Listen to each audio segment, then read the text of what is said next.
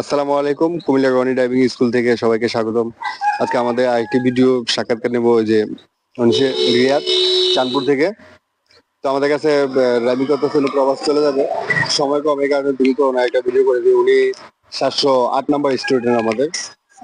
ঠিক আছে, আপনার নাম অথবা আমাদের বলে। আসসালামু আলাইকুম, আমার নাম মোহাম্মদ মাহবুব হাসান রিয়াদ।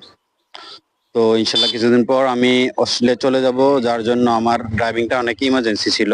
এবং আমি ড্রাইভিং এর কোনো কিছুই জানতাম না।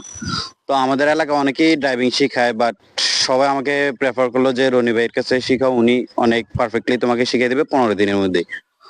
তো যেমন কথা তেমন কাজ, আমি রনি ভাইয়ের কাছে আসলাম। তারপর প্রথম দিনে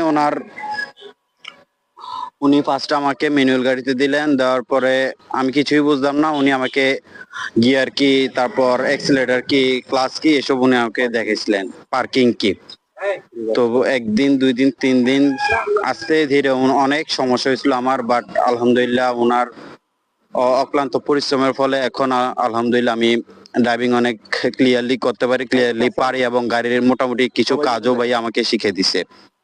তো ভাইয়াকে ধন্যবাদ।